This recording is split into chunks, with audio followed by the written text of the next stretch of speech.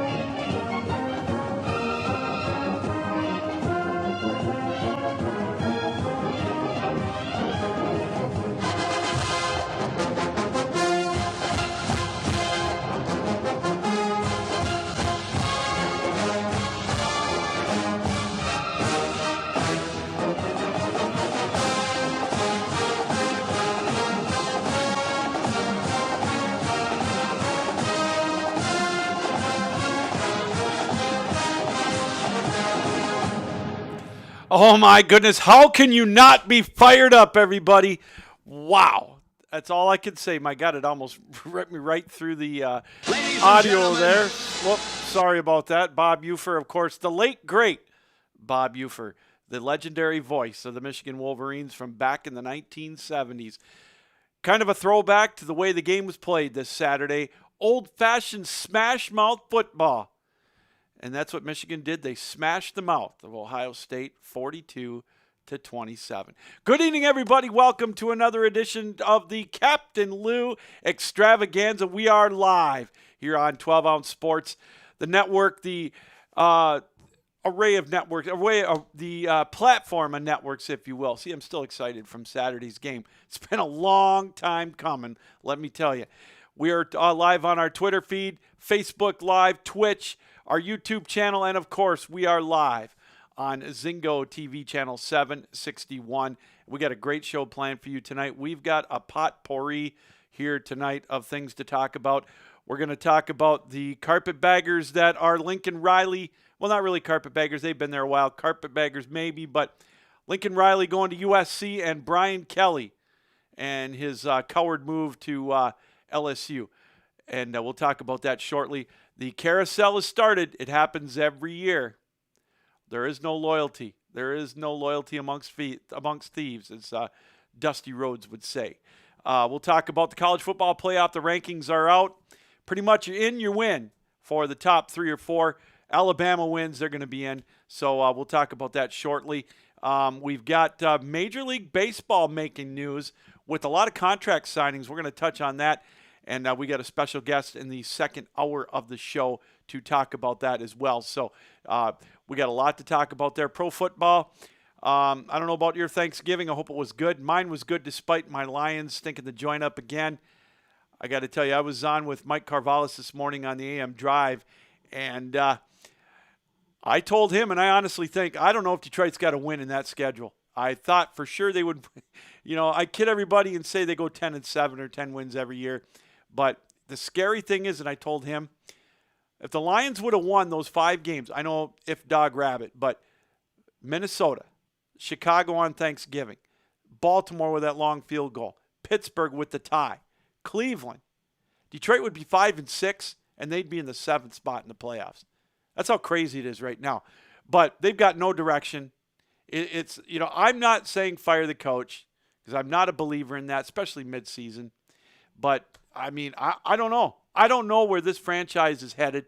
I don't know what direction they are with this coaching staff. Their OC isn't calling plays. Dan Campbell is, but it looks like he's lost out there. I know the players love him, but, you can love a coach for only so long, especially when you're 0-10-1 or whatever it is that they are. But it's ugly. But we'll talk professional football as well. So we got a lot to go over. We got a Captain Lou 6-pack challenge. It's getting down to crunch time. We got about a month left in that. The day after the national championship game, we're going to give away our $100 Visa gift card and our $100 certificate to Fanatics. So make sure that you get your picks in. I will have those today. We've got a special guest. Well, we got 3 guests, but we're going to go with our last guest tonight, Boz Echevarri, at 9:30. We're gonna put him on the spot as well to be a guest picker tonight of our Captain Lou 6-pack challenge games that we've got later on in the show. Speaking of our guests tonight, we've got Chris Lowe. I should preface this by saying we're going to start. We're going to get back into our ACHA coverage here on the 12-ounce Sports Captain Lou Extravaganza. The ACHA, the American Collegiate Hockey Association. We're going to preview at least one, if not 2 coaches or players each week now throughout the end of their season, which is in March. So tonight at 8:30 Eastern Time, Chris Lowe, he is the head coach of the defending women's Division I team in the ACHA, Liberty. They're undefeated, on another roll. Chris is going to join us. We're going to catch up with him, talk about how their season is gone, what the transition is like this year after the COVID year last year, and what he's got in his horizon. So Chris will join us at 8:30 Eastern Time tonight. At 9 o'clock, Paul Shivari is going to stop by. He's our baseball insider. He always gives us some great insight. The lockout is looming. It's tomorrow. The contract is up. The CBA is up. The lockout's going to be tomorrow. All indications appear that that is what it's going to be. So, we'll have to wait and see if indeed we're going to have a lockout or not. But the free agent frenzy has started. The Tigers making waves. Texas Rangers. The Dodgers team is breaking up. Texas all of a sudden has found $500 million to spend. Detroit right up there. It's crazy. So we're going to talk to Paul about that. We're going to get his thoughts on the free agent signings, where Correa might end up, some of the other ones. And then, of course, we will talk about the lockout. It's a crucial time for baseball.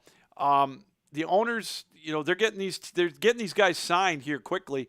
Who knows? Maybe before the end of the show tonight, we might get another late-breaking signing in Major League Baseball. So Paul's going to join us at 9 o'clock.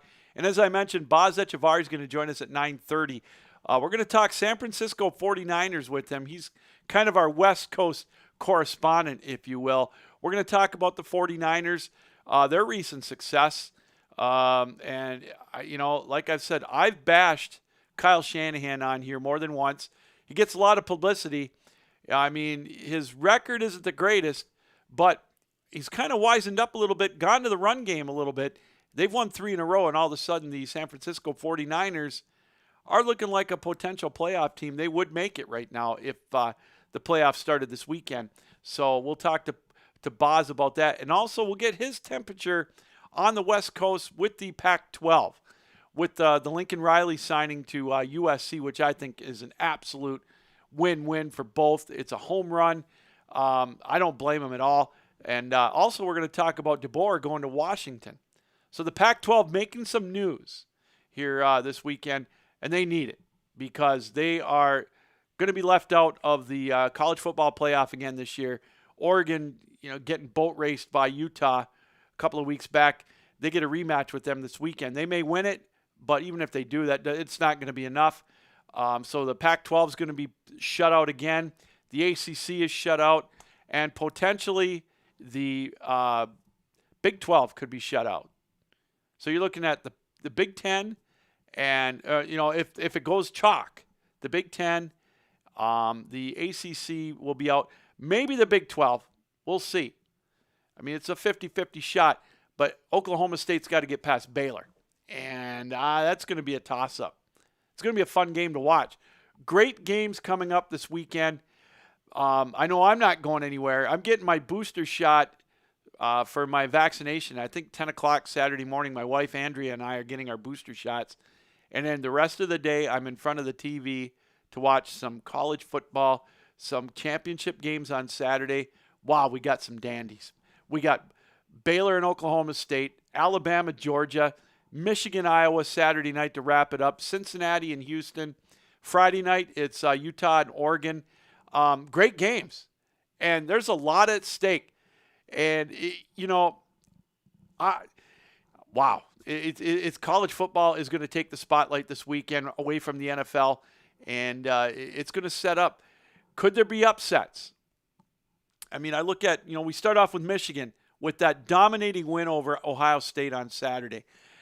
Up front, honest to goodness, I had my doubts. I mean, anybody who watched that Ohio State game against Michigan State with what they did to the Spartans, who would have thought that you'd have saw a 49-0 lead at halftime in that game? It's just mind-boggling how they just dominated Michigan State. So you see that, and yes, Michigan was playing a hell of a lot better after they lost to Michigan State. They dismantled Maryland. They beat Penn State on the road, but it was that albatross. It was Michigan. It was Ohio State. It was Ryan Day, talking crap a couple of years ago, how they could possibly put 100 up on Michigan. Well, it was just the perfect atmosphere. And don't give me the crap about the snow. You're not going to take anything away from Michigan's win. Ohio State doesn't exactly play in 85-degree weather. C.J. Stroud, he plays in colder weather. It wasn't the weather that stopped them. It was the Michigan game plan and the Michigan dominance on the line of scrimmage. They toyed with that defense in the second half. Not a third down for Michigan's offense. That's unheard of.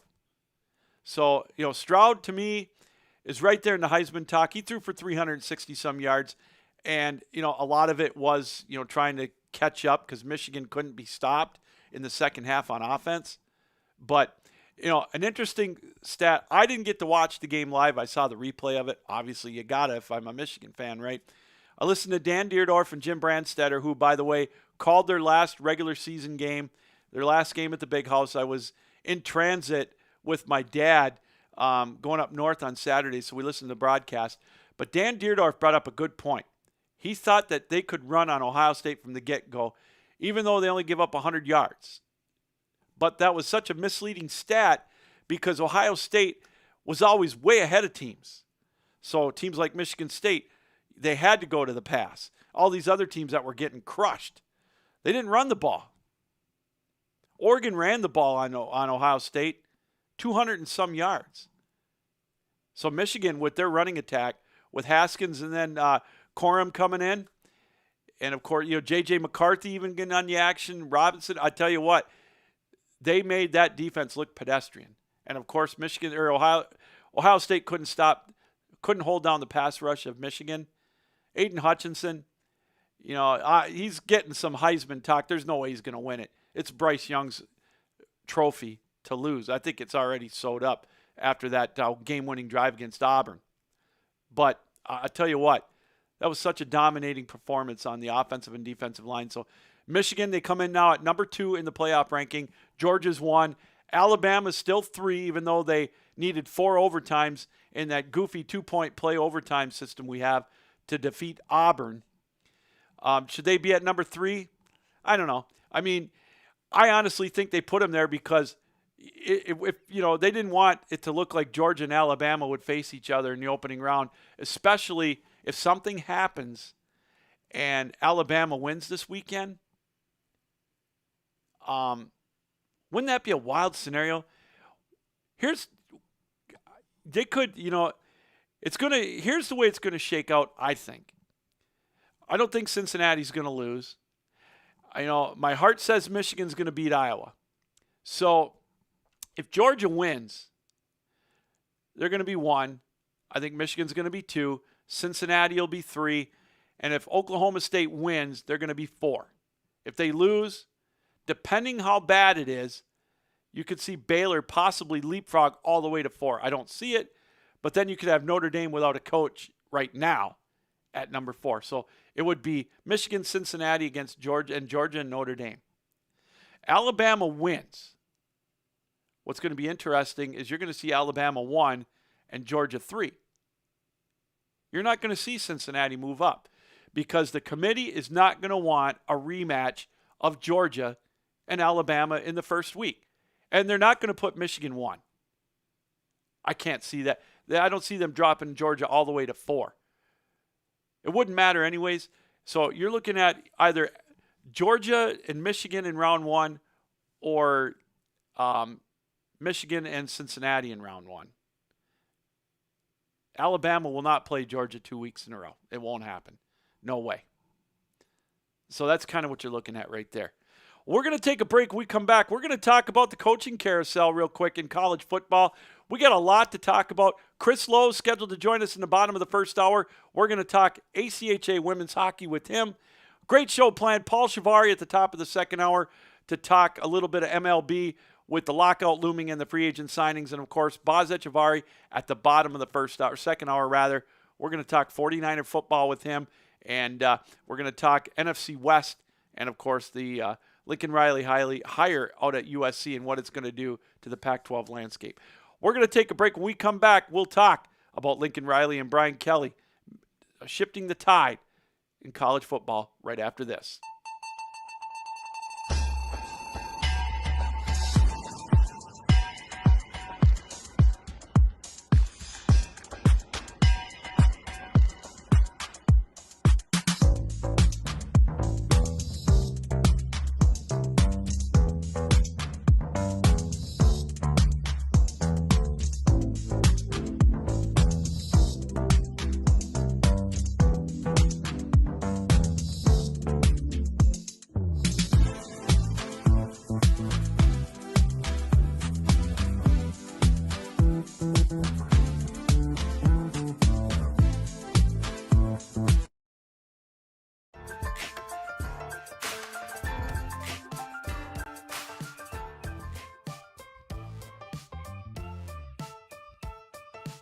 Twelve-Ounce Sports has a new home for betting.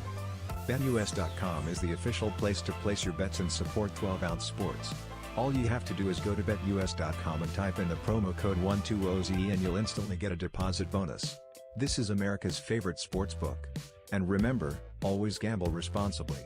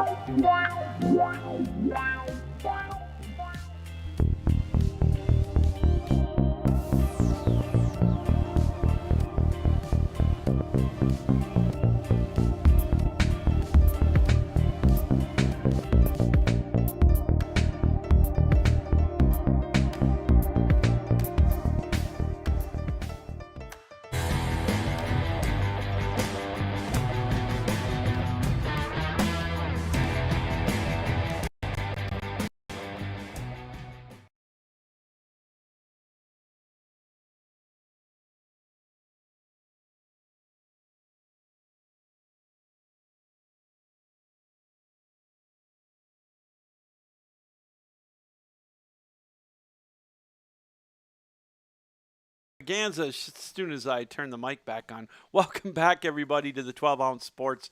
Captain Lou Extravaganza live again on our platform and networks, which include Zingo TV channel 761. Tuesday, November the 30th. That's right, the last day of November 2021. December means college football playoff talk, and the conference championships are this weekend, Friday night and Saturday. Then, of course, we've got the NFL getting into the stretch run, which means we still have Captain Lou's six-pack challenge picks that we will have in the last half hour of the show. I invite you to stick around for that because we will give you your opportunity to beat my picks and get in the drawing for a chance to win a $100 Visa gift card, courtesy of us here at the Captain Lou Extravaganza, and a gift certificate to Fanatics. So stick around for that coming up in the last half hour of our show. We talked before the break about the coaching carousel. And Lane Kiffin, or not Lane Kiffin, he probably will go somewhere. Lincoln Riley is going, obviously everybody knows by now if you've been watching any kind of sports programming, he is now a USC Trojan. Love the move. Absolutely love the move. I think it's a home run. He was going to be at an Oklahoma team. I mean, he's run the gamut with them. He's been to the playoff a couple of times, 2 or 3 times. Hasn't won a championship, but he's been there with them. They're going to the SEC sooner rather than later, them in Texas, and things are going to get a little more interesting for Oklahoma in the SEC. It's not going to be as easy as it was in the Big 12 to go to the playoff to win that conference. But Lincoln Riley is going to a university that, they're obviously historically, they're one of the elite programs throughout college football history. Lately, they haven't been elite, far from it. They're, struggling in the Pac-12. The Pac-12 needs Lincoln Riley. USC needs him. He's young. He's gonna be able to keep some of those recruits at USC, and he's coming to USC at a great time. You look at their schedule for next year. They don't have Oregon. They don't have Washington on that schedule. Their non-conference schedule includes Rice and Fresno State. Fresno State's head coach DeBoer just left to go to Washington, took all of his assistants with them. So you're looking at them playing a team that they're going to be a total redo right now. So Lincoln Riley, to me, that's a great move for both sides. It's a no-brainer. And it was so funny to listen to his press conference after the Oklahoma State game when someone asked him if he was going to be moving. He said, "No, I am not going to LSU." He's right. He wasn't going to LSU. He was going to USC. He's going to be making a boatload of money. I listened to his press conference. He's saying all the right things. That's what coaches do. There's no loyalty, as Dusty Rhodes would say. There's no honor amongst thieves. I don't know if they're thieves, but there's no honor amongst college coaches. There's no loyalty. Which brings us to Brian Kelly. Now, again, I'm all about someone getting that brass ring, making all the money in the world that they can. If there's a university, if there's a booster, if there's a program that is willing to pay you the kind of money that he's getting, by all means go. It's a different world now. But the way that Brian Kelly went about it to me was, chicken, to say the least.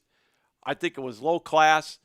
He did the same thing at Cincinnati when he went to Notre Dame. So it doesn't surprise me. I mean, he tells his players via text message. He ghosts his assistant coaches.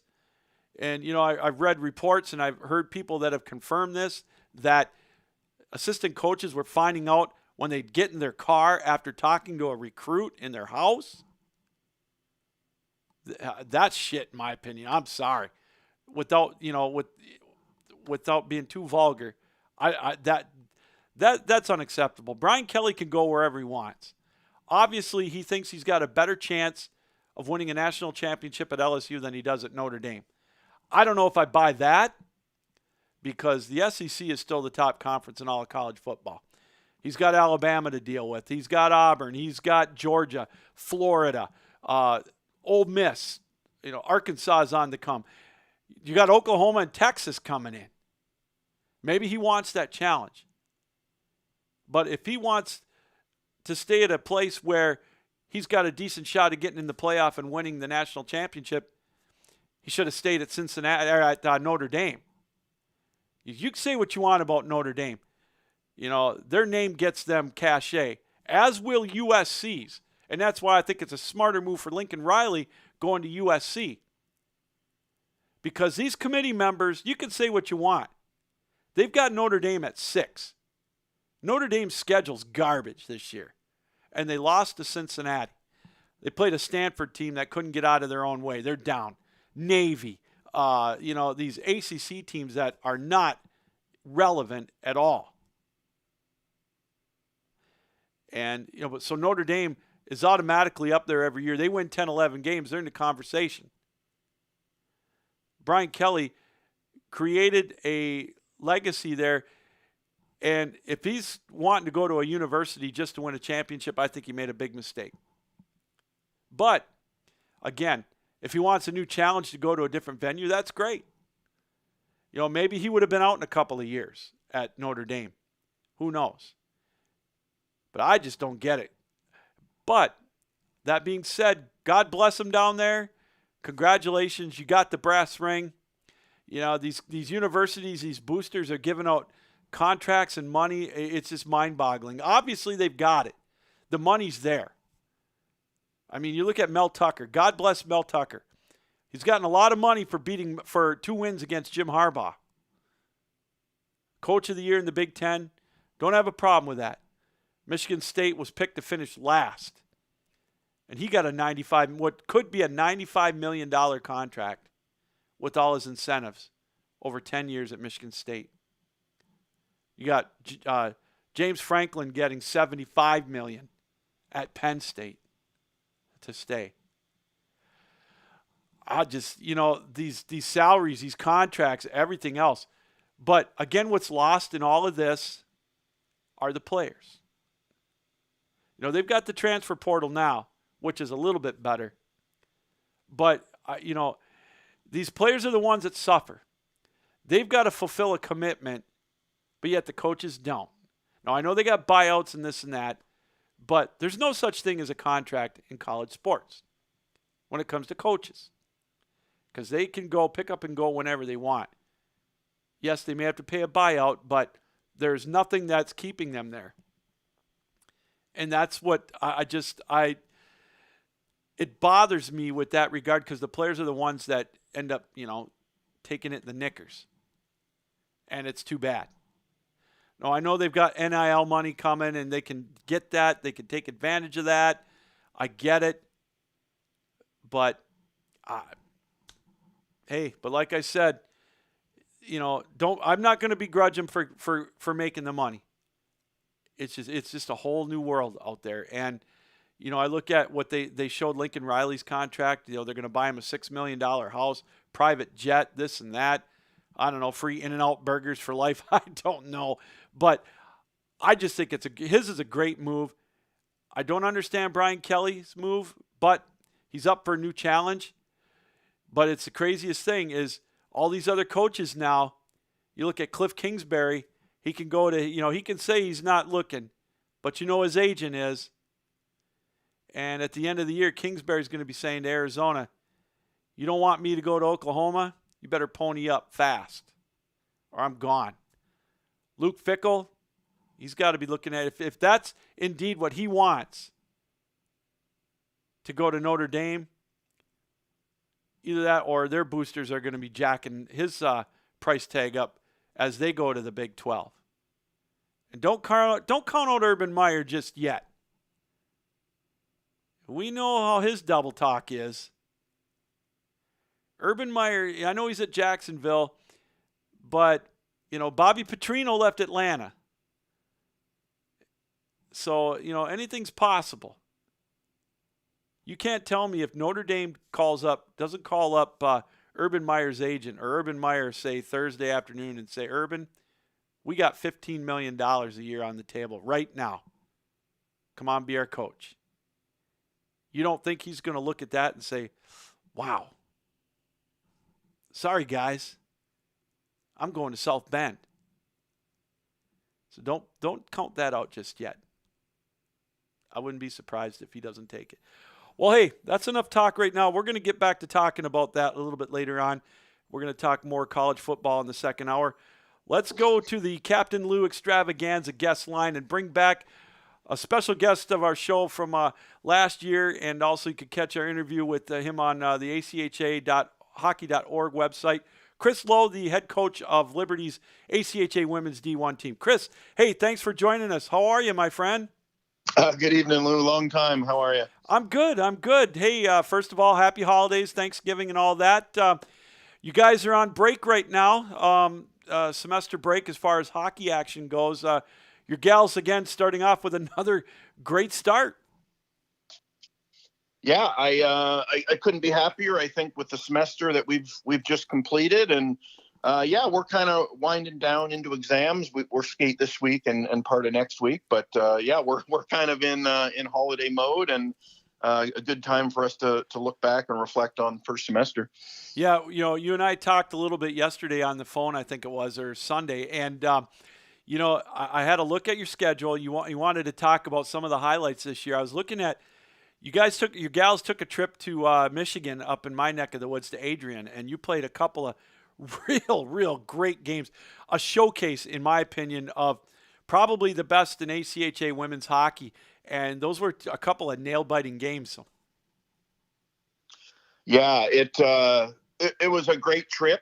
We started it off with a game at Miami on the way to Adrian, but that back-to-back with Adrian, it certainly memorable games, I think, for our team. And there's something about Adrian when we play them in the rivalry we have that's pretty special. And I think it's even intensified at their place. It's just it's a hard rink to travel to and play in, and especially against a team that's as talented as Adrian. We talk about, I guess what I want to do right now, before we get back to your schedule, Chris, and we're jumping around a little bit, but we talked in the summer, you and I did, about, last year and COVID, the whole bit, the transition. It was great to see your gals able to get out and get a championship, but are you more back to normal with your routine pre-COVID, or how is that working out? How has that worked out so far with practices and whatnot?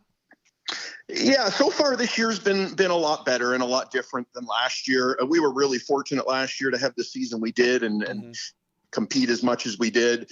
But I think the adjustments we had to make last year, dividing up our team for workout, some of that is all done now. And, just down to the little things like masks and whatnot, we've been pretty fortunate to be in a situation where COVID hasn't impacted our team terribly bad this year. And we've been able to kind of get back to life as normal. Chris, we look at your schedule. You talk about it. You and your gals get, you get to travel around a lot. Being up on top, it draws a lot of interest from the other schools. They want to play you guys. You're their measuring stick. How much more difficult is that for the gals, knowing that they're going to have that target on their backs all year? Yeah, it's a fun but challenging place to be. We know we're going to get teams' best shots, and they're going to be pretty amped up. Just like there's certain games on our schedule that we might not circle in ink, but our girls get excited for, and matchups like Adrian and a couple other rivalries, Lindenwood and a couple others. But I think our girls have done a good job. We've seen it a little bit. Probably the biggest concern as a coach was just looking at the semester we had and kind of our game 2 of back-to-backs. So I think our girls have done a good job of getting up and playing pretty complete games on night 1. And I think night 2 we've found a way to get wins, but I think that's a little bit on our end and a little bit on other teams, having a night to catch their breath and reflect and watch video and be a little more prepared for kind of the challenges that we bring when we're playing. We're talking with Chris Lowe, head coach of Liberty's Women's ACHA D1 program. Right now, 14-0, ranked number 1 in the country in the latest rankings. Chris, I had a chance to talk with Dana McLeod. She was the Player of the Year last year. She's back as a grad student, and I asked her, how hard is it going to be to stay motivated? What is there more to play for? And she said, I just want to win. I want to keep it going. We don't want to lose. And how has she been able to maybe carry that on to the other players? I know you've got quite a few juniors, but you got a good mix of young freshmen and sophomores on the team as well.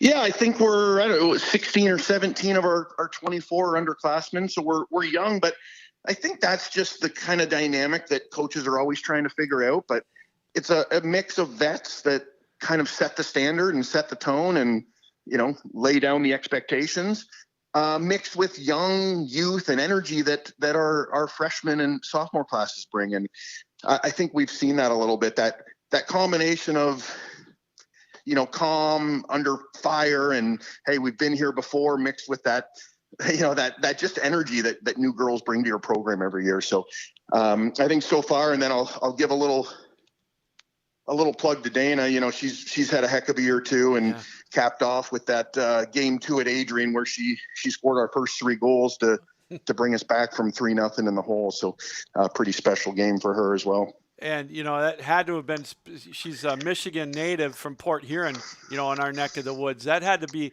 a little extra. Does she think about that at all when she comes up here? Yeah, we always get really good turnouts from friends and family for our Michigan girls, Dana and Shelby Bradford as well. We see lots of representation for LU in the stands, and I've always wondered that a little bit too. Do they play better or worse? Do they put more pressure on themselves? But I think for Shelby and Dana, there's not much that gets either one of them off their game.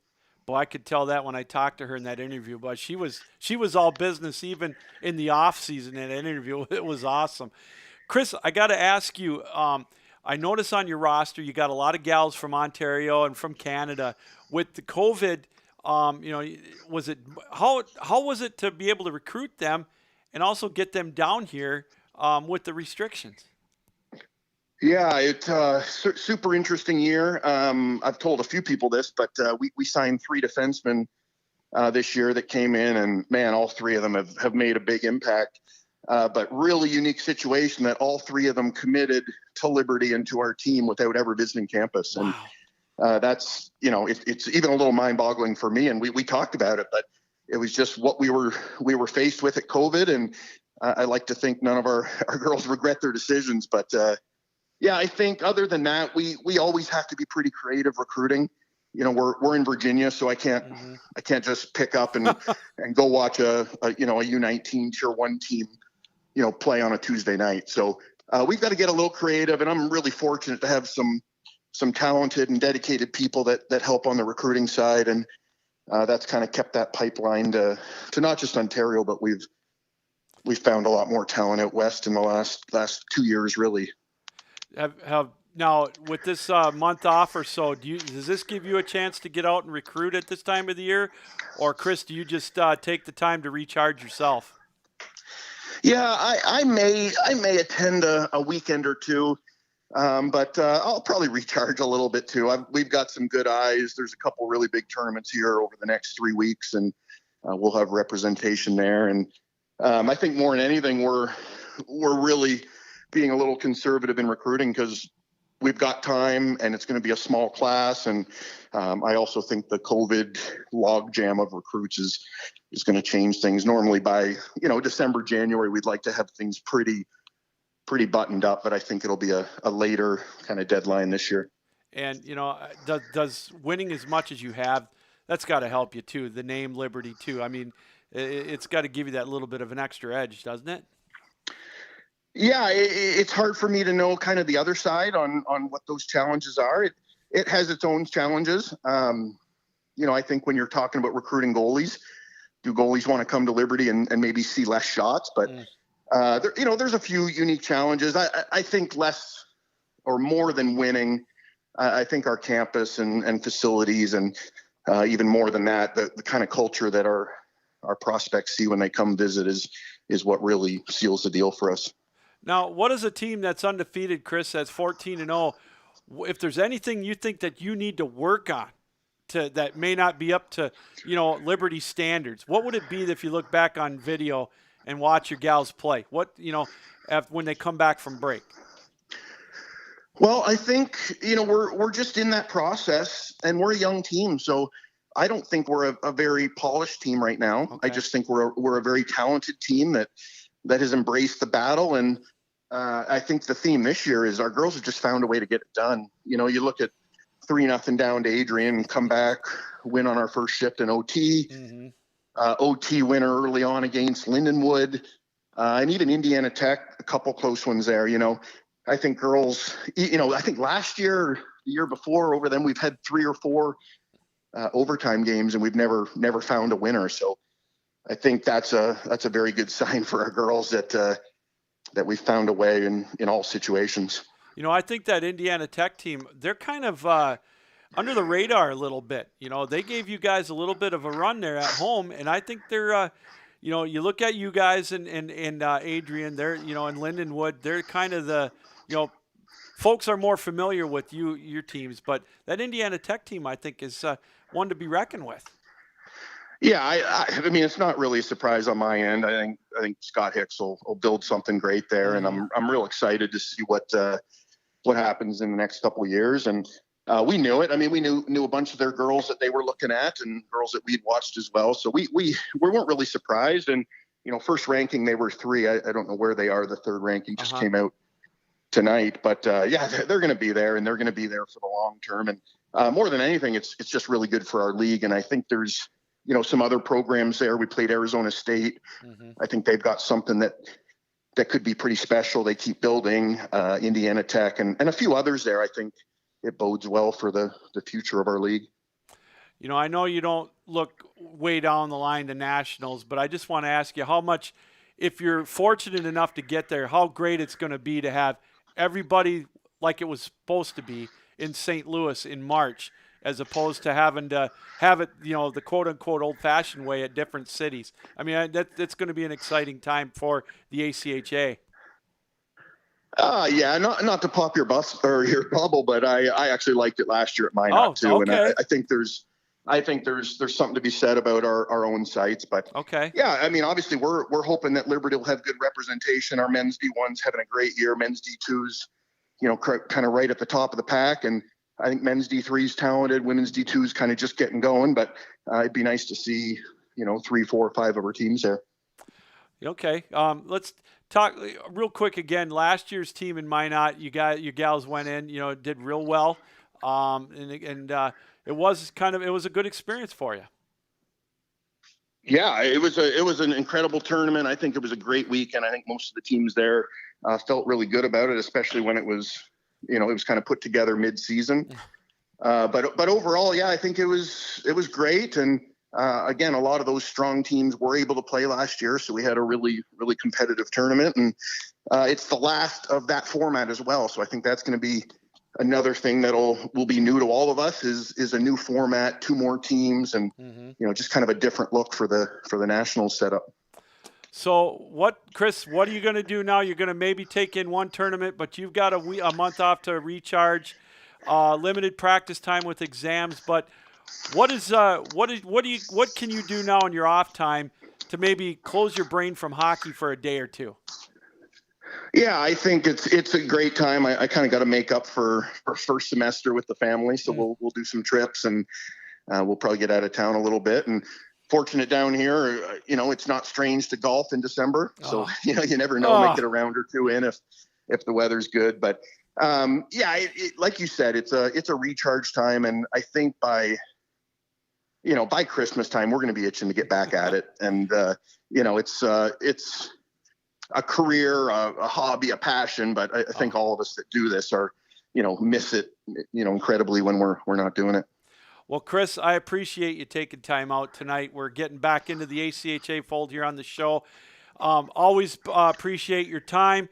Have a great holiday. Keep up the great work down there, and hopefully we'll see you. We'll catch up with you before you go if you make it to nationals. If not, we'll catch up to you over in St. Louis.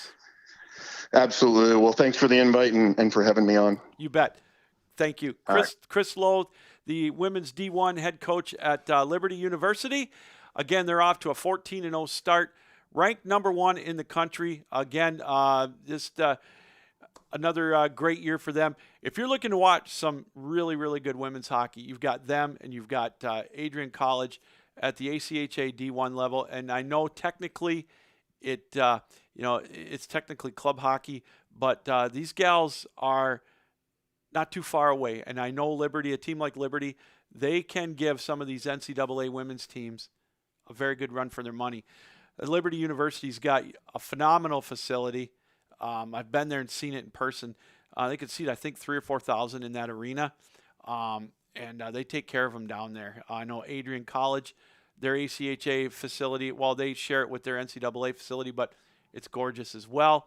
But it's a great brand of hockey, and Chris Lowe's has done a wonderful job with that program at the University of Liberty. And again, they've got ACHA men's D1, D2, D3, women's D1 and D2, and their women's D1 team ranked number 1 in the country. We're going to take a quick break. When we come back, we've got a lot more coming up on the show.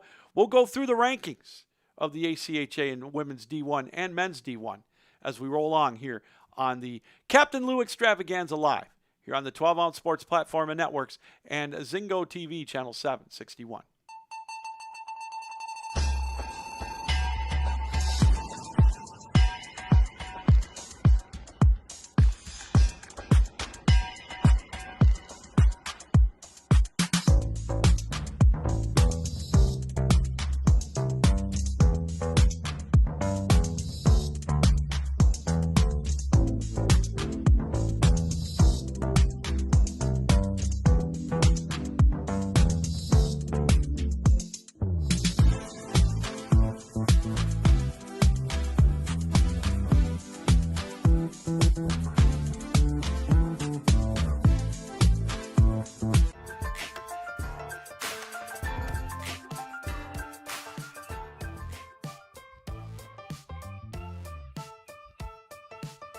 Ounce Sports has a new home for betting. BetUS.com is the official place to place your bets and support 12-Ounce Sports. All you have to do is go to BetUS.com and type in the promo code 120Z and you'll instantly get a deposit bonus. This is America's favorite sports book. And remember, always gamble responsibly.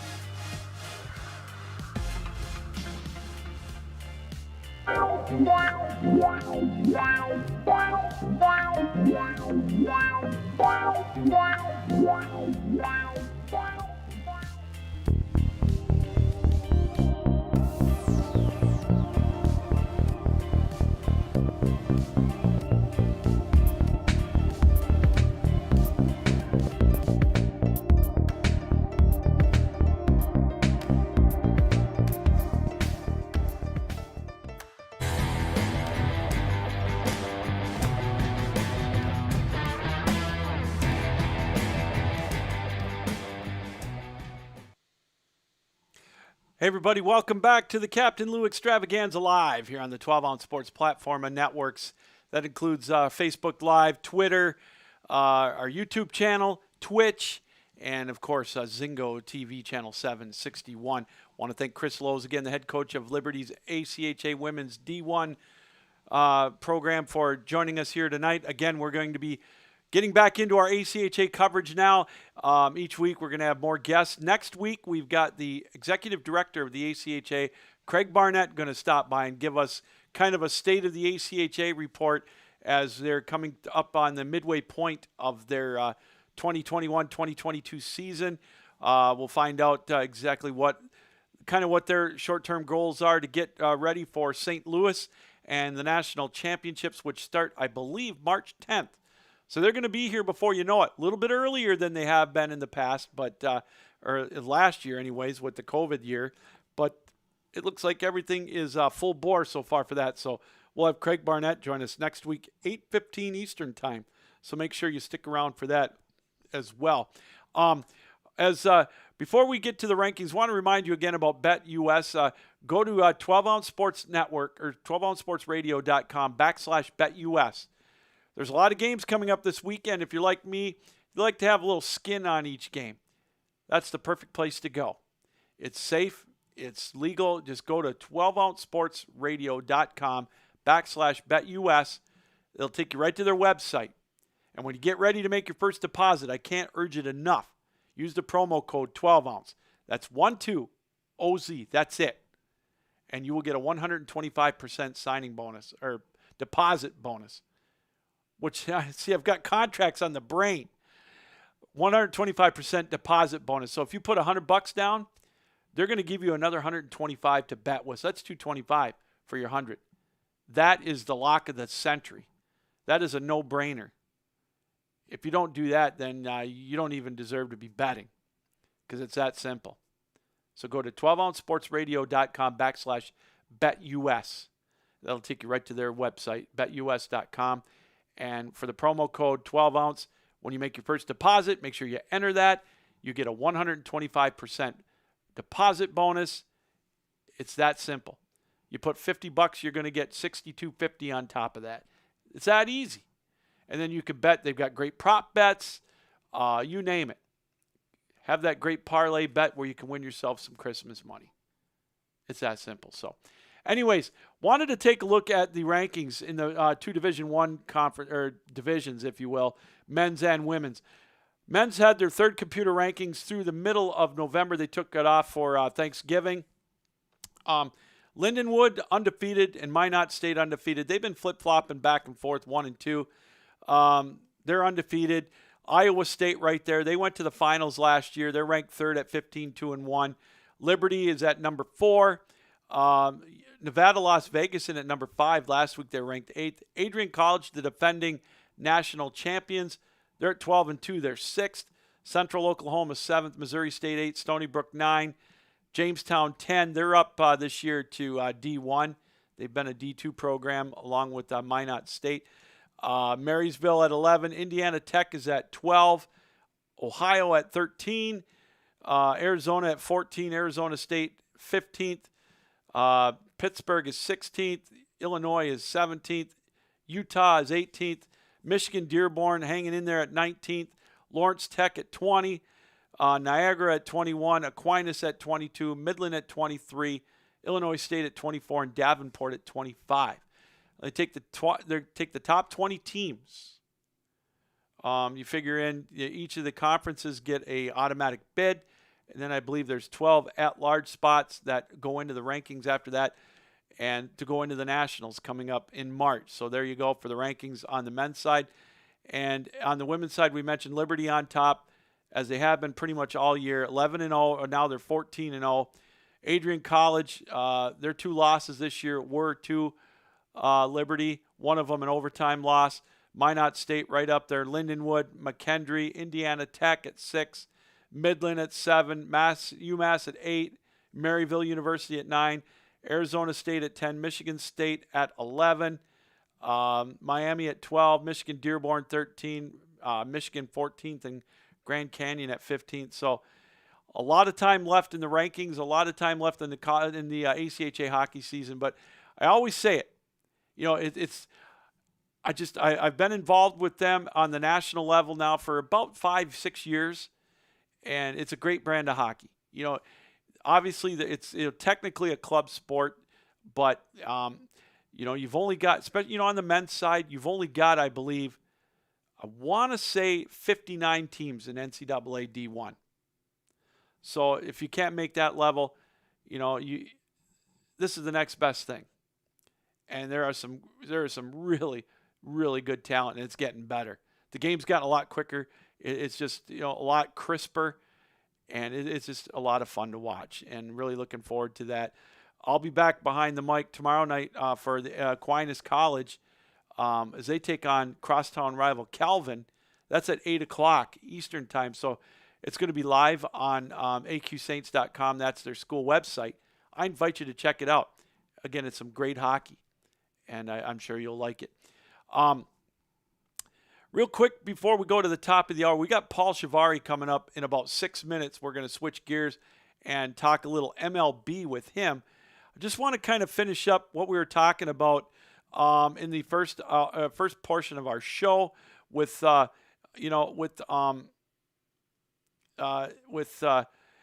talk of the college football with the playoffs and the coaching carousel. Again, I want to go back to Brian Kelly.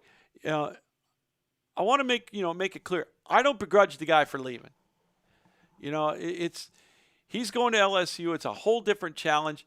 Maybe he thinks it's going to be easier. I don't get it. My issue with it, again, is how he did it.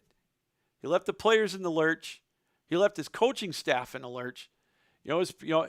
That's his MO. It's all about Brian Kelly. He didn't tell anybody when he left. And that's fine, I guess. That's his prerogative. But don't sit there and tell me you got the kid's best interest at heart.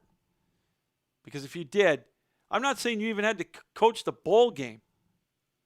And that's the other thing I don't understand. They're on the cusp of going to possibly the playoff. I'm not 100% sold on Oklahoma State, even though the ranking has them 5th. If they stumble against Baylor, ND's in, unless Alabama beats Georgia. And that's a big if. But you see coaches now leave before the bowl games to take other jobs. I was talking to my wife about it. It harkens back to a different sport, but 1989 when Michigan won the national championship. And Bill Frieder took that job at Arizona State right before the NCAA run. And he wanted to coach Michigan in the NCAA run. And Bo Schembechler was he was the athletic director at the time. And his famous lines, "A Michigan man will coach a Michigan team." He split.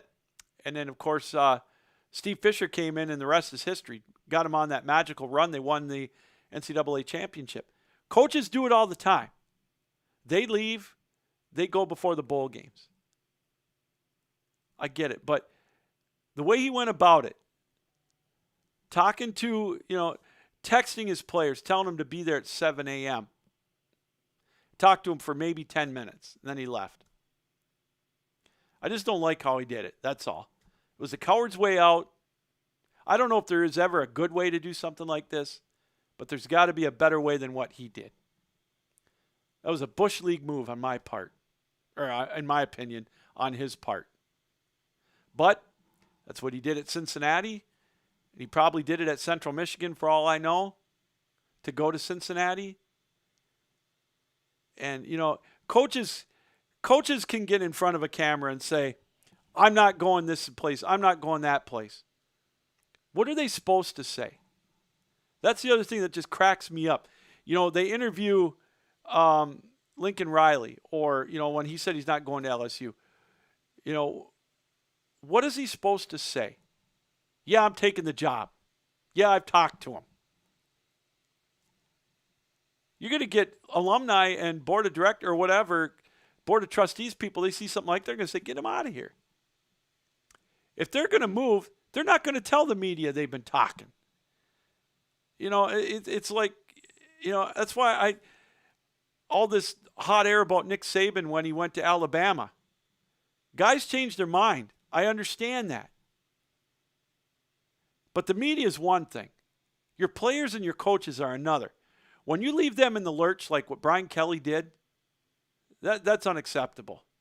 And I'm sorry, I lost a lot of respect for Brian Kelly. And, God bless him. Good luck in LSU. Good luck with dealing with Alabama, with Auburn, with Georgia, with Florida, with Texas A&M, with Oklahoma and Texas. I hope all that money can bring you happiness. Well, it won't hurt. But you got yourself a lot of a tougher challenge to get back to the playoff as you were against Notre Dame, if you were with Notre Dame. Because I guarantee you the committee, I'm not inside their heads, but I know they see a blue blood like Notre Dame or USC. That's where I think Lincoln Riley, again, hit a home run. That's a no-brainer. If he can get USC relevant, they can have the cream puff schedule. They can run through that Pac-12 and get 11-1. They're going to be right there every year in the hunt. They're going to. He's young. He's got a lot of energy, which is perfect for that lifestyle out there. That's a no-brainer. But if Brian Kelly wants to leave Notre Dame because he thinks he's got an easier chance to get the playoff, he's mistaken. Notre Dame gets in on reputation. They sure as hell don't get in on their strength of schedule. No way. So, there you go. We're at the top of the hour. You're watching the Captain Lou Extravaganza live here on the 12-ounce sports platform and networks, which include Zingo TV channel 761. We're on Facebook Live. We're on Twitter Live. We're on our Twitch. We're on our YouTube channel. We're sponsored by BetUS.com. Again, that's BetUS.com. Well, let's go back to our guest line and the Captain Lou Extravaganza guest line, and let's bring in an old friend of the show, our MLB insider. We got a lot to talk about. Dude, have you signed your 6-year, $175 million contract yet, Paulie? I'm trying to get it in before the lockout, but all these interested teams and, all these lucrative offers, I just don't know where to go. Well, I mean, you can go to Detroit. I understand that the Dodgers need a shortstop now, and, the Blue Jays need some pitching. Man, Paulie, I didn't see all this. I didn't see all this action coming. I didn't know what to expect with the lockout looming, less than 24 hours away. Yeah, I knew that there was going to be activity, and of course it's flying in very quickly. But this, in years before, the expiration of collective bargaining agreements and impending lockouts and that, the way pitching usually goes, this is about right for what the pitching market looks like. Usually when those top end guys start to get signed up, it starts becoming just chaotic. With the remaining guys getting snagged up. So I think there's no surprise here as far as the pitching market. But I think in terms of how many big deals there have been collectively, be it position players or pitching, you're seeing teams trying to figure things out before the lockout, as well as agents. Good on Scott Boras. Not that I congratulate him much ever, but good on him sticking to his word of signing his 3 biggest guys. Yeah, absolutely. And, I'm just going to start talking about the deals that I know of. And if you have heard of anything, before 8 o'clock, feel free to chime in. But, Mad Max, God bless him for getting $43 million a year. It's funny is I just did not picture him a New York frame of mind guy. He didn't want to go to the Yankees, but the Mets shelled out the money. And with him and DeGrom, if DeGrom can stay healthy, my God, Paul, a 1-2 punch for the Mets, how can they screw that up? Oh my gosh, yeah, it's health is going to be their biggest concern, Yes. and of course with DeGrom's UCL from this last year, not needing Tommy John surgery, thank goodness, and then Scherzer kind of gassing out at the end, which you and I discussed the last time we talked. Mm-hmm. But looking at Scherzer's numbers, he has not really had a drop off in his career. As far as velocity, he's been very consistent. If anything, he's not relying on the fastball as much as he used to. There's been a steady decline in the amount of times that he uses his fastball. So he's relying on that cutter that he's got and that slider that he's got, which, should even scare hitters even more. But of course, he's coming back to a very familiar division. Yeah. And I think that was the biggest surprise to me, is that he would go to division rival New York Mets after all the success he had with the Washington Nationals. But he's definitely the biggest pitcher that was on the market. You're talking about a Hall of Fame level guy. You're talking about a guy that really hasn't slowed down at all, despite the fact that he's 37 years old. And so any team that's going to grab him is going to have to pay a hefty price for it. And, the billionaire Steve Cohen, he's been very clear about his intentions with his boyhood team, the Mets, about what he wants to do to get them back to a World Series title. And so these are the moves that you make if you want to win. But, we've seen what happens with the Mets and good pitching. They still need that run support. Yeah. And the fact that they don't have Javier Baez, which I don't know how much of a loss that would be, but at the same time, yes, they didn't win with him, but Javier Baez improved in the small sample size that he had with the Mets versus the Cubs last year. So I think that is a big loss. And then, of course, Michael Conforto probably not going to be brought back. So the Mets do still have to figure out some offensive issues, despite the fact that they do have the best 1-2 punch in the entire league. And I like the Scherzer deal from one other aspect. The athlete these days, Paul, they're in other sports as well. They're playing into their 40s. If Scherzer fulfills this contract, who's to say when he's 39 going on 40 or whatever, he might have an opportunity to sign one more, maybe for 20 to 30 million. who knows? And I think it's a great deal. I'm not surprised that he signed a 3-year deal. I like it. And I think, you got guys like Verlander who, if he can stay healthy, obviously will pitch into his 40s. I mean, I think you're going to see more of this. Well, there's been precedent. Think of Nolan Ryan, Yep. Randy Johnson, Yep. Greg Maddux. It's hard to compare, but we're ultimately talking about the greats when we throw Scherzer and Verlander Right. into the conversation. And Kershaw is not getting any younger either, even though he's got a while to go until 40, if I'm not mistaken. And then we'll see about him. But there's been proof that these max value contracts for pitchers tend to be better for teams than these max value contracts for position Oh, players. boy. You point to, the Albert Pujols deal, Yeah. Something along those lines of, a team just gets stuck with this contract and can't find, $30 million worth of use for a guy like that. Whereas pitching, you can get a lot of value out of that, assuming that the player's healthy and performing at the level that thereabouts that you expected him to at that point in his career. And I think, I don't think players are worth the amount of money that some of these high-end contracts are worth. If I was a general manager and I had a choice, I would try not to sign these guys for that sort of amount. Obviously, that as would my job be. But you got to go out and get a guy like Max Scherzer, Oh, and I think 100%.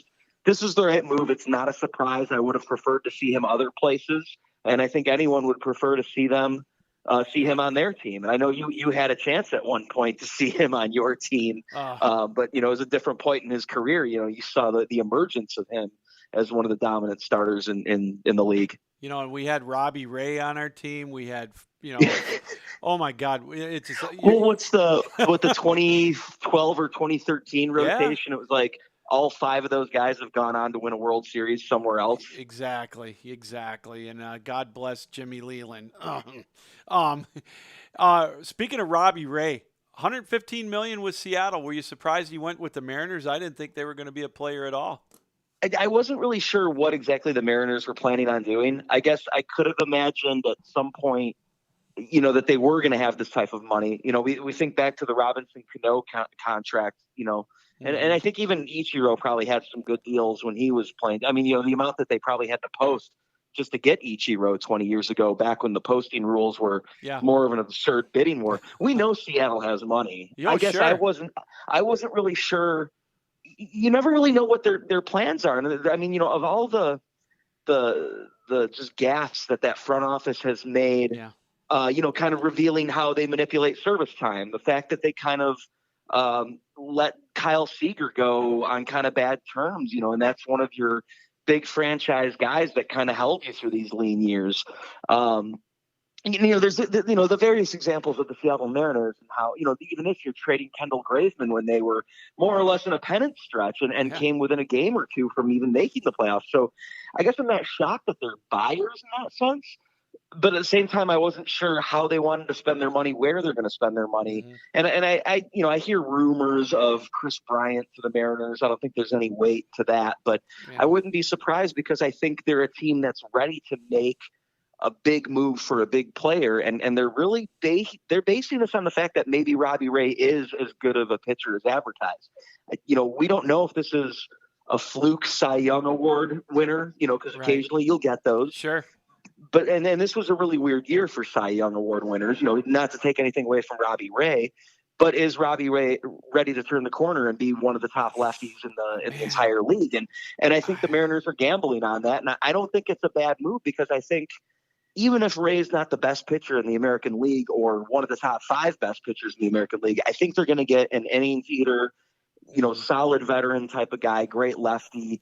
If he's not your true number 1 and you overspent on him, well, then fine. He's your 2, 3, or 4, and you can try and develop pitching around a guy like that. That's a good veteran to have. So I like the move for the Mariners, but I'm just really curious to see what the Mariners do next. I like the move too, and I like the price tag. They're not spending $30 million a year on him as well. So, I like that. Paulie, the shortstop sweepstakes is hot and heavy. You talked about Javi Baez going to the Tigers. It was funny is that one, when it was first announced, I was like, what, really? Because, but you got Corey Seager signing that monster deal with Texas for $325. Yeah. So that right there told me that Correa wasn't coming to Detroit, because there's no way they're going to shell out, $400 million when they already got Rodriguez for $175. I like the deal with Javi Baez. I know he's kind of a knucklehead sometimes, but I think that he's definitely an upgrade. But I thought that he would command maybe a little more money. Javi Baez commanding more money. I guess I think I think from what I was reading, one of the analyses of it, it was basically he's being paid on his past performance, in which, he had one season where he was really MVP worthy, but other than that, you're not talking about the best offensive shortstop in the league when you've got guys like Correa and Seager, being tossed around. In addition to all the other great shortstops this league has produced. Were you surprised with the money that Seager got? Not really. I mean, you're talking about last year's National League Championship Series and World Series MVP. Yeah. He's been injured for a good portion of his career. So, of course, you're taking a huge risk by doing that. But I think the production speaks for itself. I really do think Seager's probably one of the top 10 best players, in Major League Baseball. Or at the very least, top 10 when it's October. I'll take him over a Shohei Ohtani or someone that hasn't been there and hasn't proven to me that he 100%. Can win in October. 100%. So, it's a lot of money, but I think Texas is in a prime position now. They've got their stadium. They're another market that has money that just wasn't spending it. So there's some lean years there where they weren't spending. They've got money for this. I was surprised to do Semien and Seager in the same week. Yeah. And putting that much money into your middle infield. And I think Semien was overvalued for sure, but I don't blame him for going out and getting, the contract that he deserves, that he wants. Will it work for Texas? I don't know. And Texas has some decent talent in that field. I think pitching is something that they really need to focus on. And I think Texas is far away, and I can't give you a firm pulse on what their farm system looks like, who they've got coming up. But I'd imagine there'd be some good guys with the draft picks that they've gotten over the years, being one of the worst teams since those, mid 2010s years where they were winning the AL West.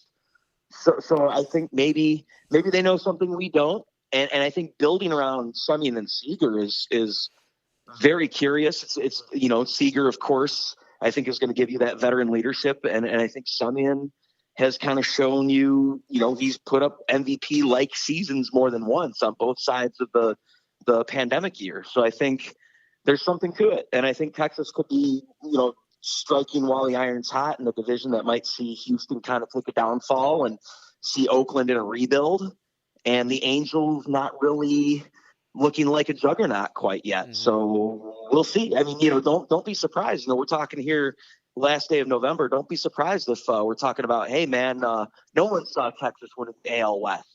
Hey, that could happen next year. You've got the bragging rights here on our network because you were one of the only ones that picked the Atlanta Braves to win the World Series. So your word is golden. Near the story. That was nowhere near the story of how I thought they were going to win it. So I can't take. I'll accept the bragging rights in the sense that I've never been able to predict a champion like that before. I mean, you can usually get an idea of who.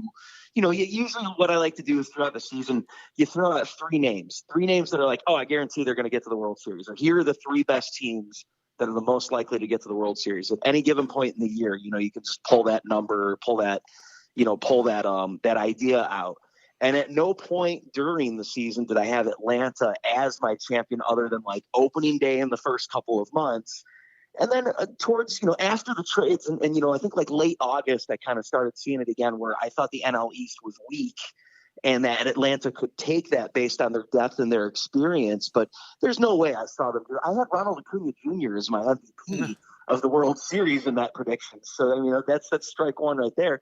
And then the fact that they did it without Marcell Ozuna, who was essential to their 2020 success.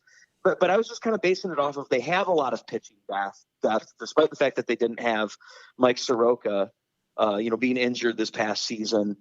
And who knows what you're going to get out of Max Fried or Ian Anderson, in his sophomore season.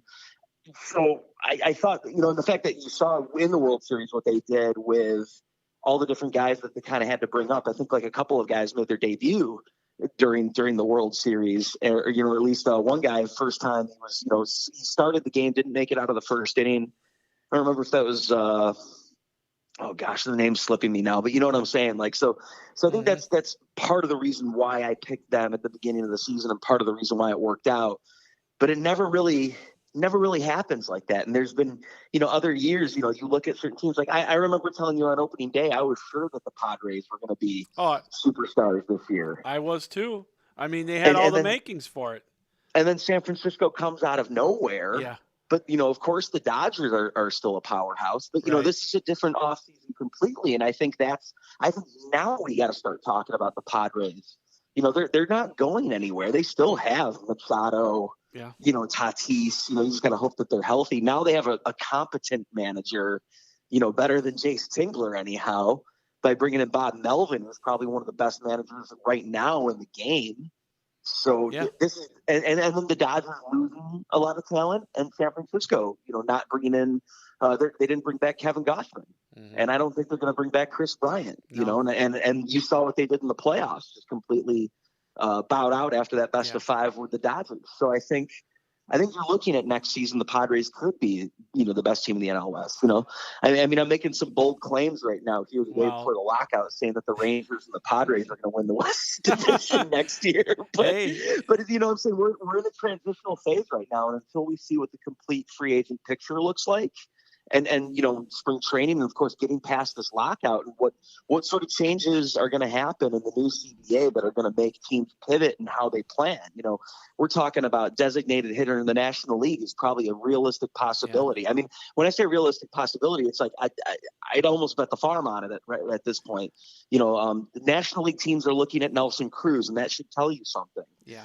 They're talking about expanded playoffs. Amongst other things. So I think these things are likely to happen. It's time for a bit of a change in baseball. Not that I'm calling for it, but we're in the 2020s. So I think the game's going to look different than it looked like 30 years ago back in 1990, or what it looked like, 50 years ago in 1970. So I think these are the types of changes that we're going to expect, though. The DH in the National League, I think, is probably long overdue. Not that I am for it.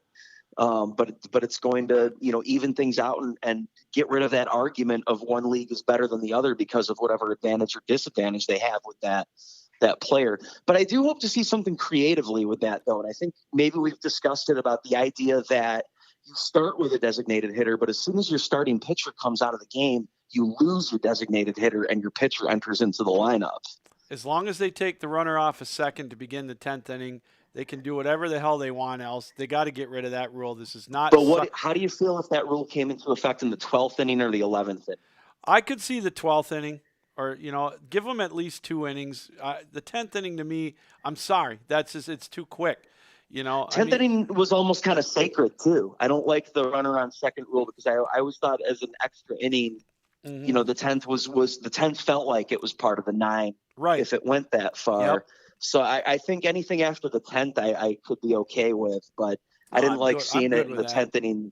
And I don't know what the numbers are, but I almost felt like sometimes it gave the visiting team an advantage just because, like always the visiting team has the bat in their hands first, they can get on the board. Yep. But I think it's a little bit different when you almost give them, an almost guaranteed run to start the inning. Yeah. I knew they were going to get rid of that at the end of the season, though, so I wouldn't expect that. But like I was saying, I think maybe 11th, 12th, they're going to want these games to wrap up. They do not want 15-inning games. Oh, I agree. And there's an issue with the length of the games as it is, going, 4.5 hours. There's certain teams that just, it just drags. I mean, and it makes it hard to watch.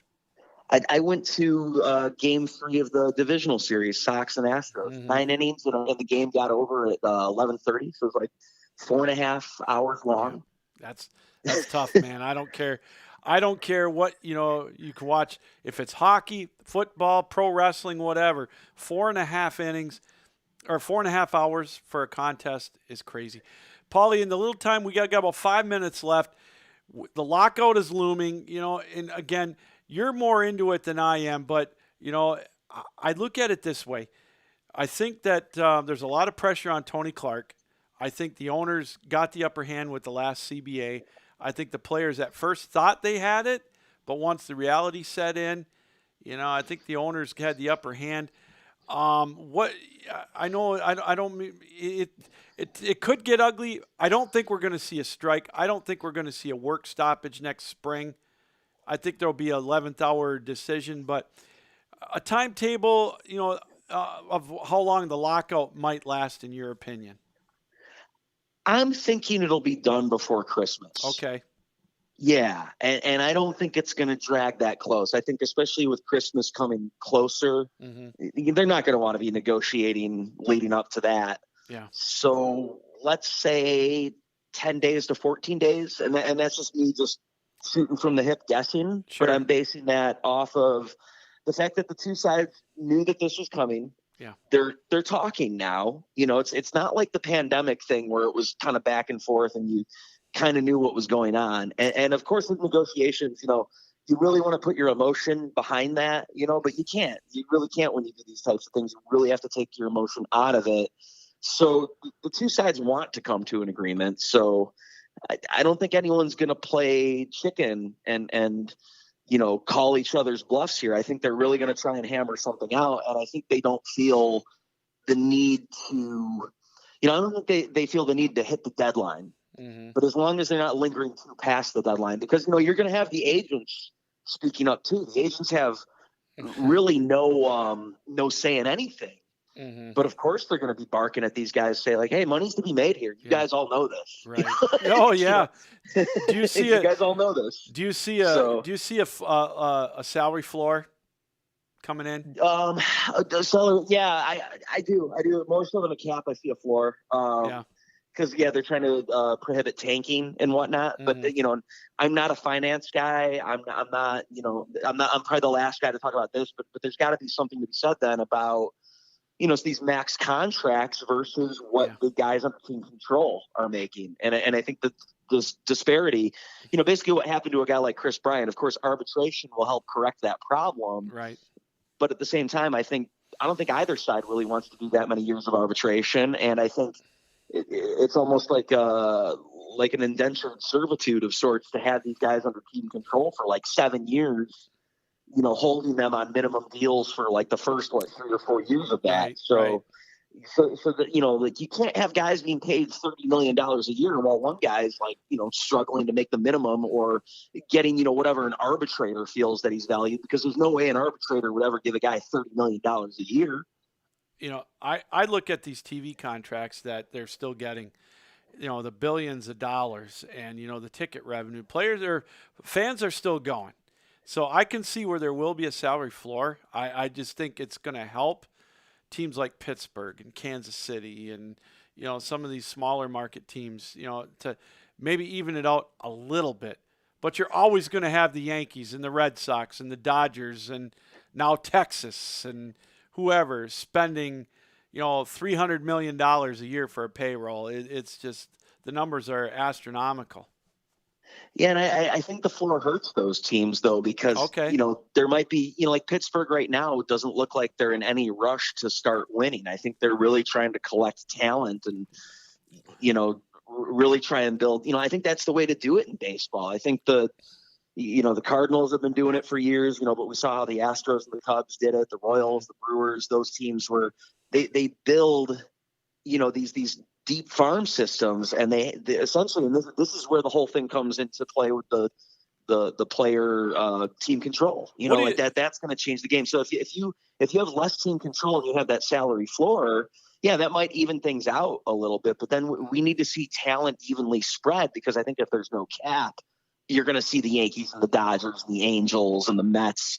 Keep in mind right now, no one's really talking about it, but like with Steve Cohen as the owner of the Mets, they're a Yankees team now. They're National League Yankees now in terms of their spending. Oh, I agree. I agree 100%. Don't get me wrong. I think there needs to be a cap. I mean, it's if you want to make it fair, you got to have a cap. I don't think the players will go for it.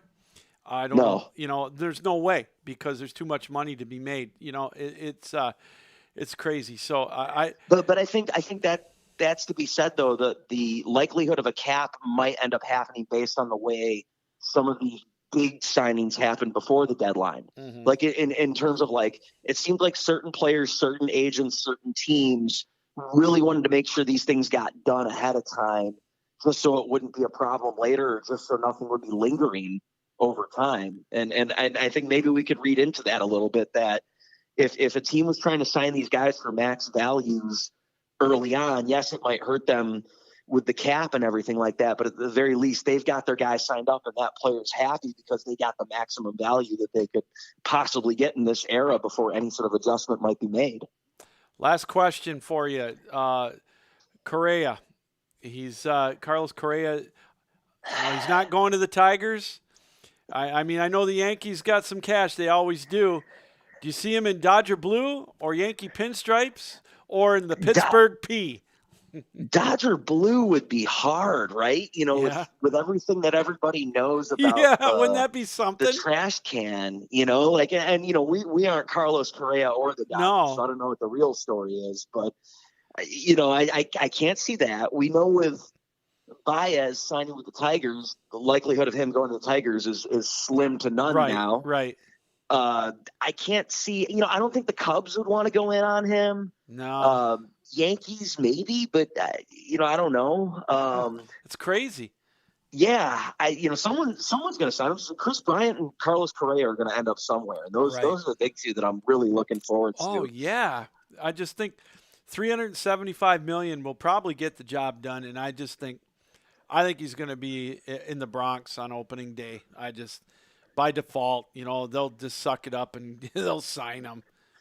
What about Colorado? Well, Instead of Story, they go with Correa. Yeah, that could be. Great question. I mean, and I don't have any in on that No, one. I don't know if that's but actually a real rumor, but that would be, you know, if we're going to expect the unexpected, how about that one? Correa to the Rockies would be my dark horse. Or you could he could go north of the border and he could be with Vlade and Dante Bichette's kid and just tear him up in Toronto. Well, Bo plays shortstop, right? Oh, Correa you're right. But Semion's gone, so perhaps we move Bo to second and Correa to short, or vice versa. Boy, oh boy, they'd be God Almighty, that'd be quite the offensive show up there.